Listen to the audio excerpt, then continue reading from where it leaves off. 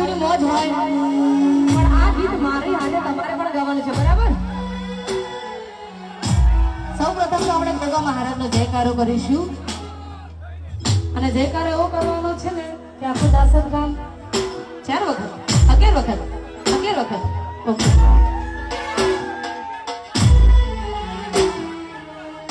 11 વખત હા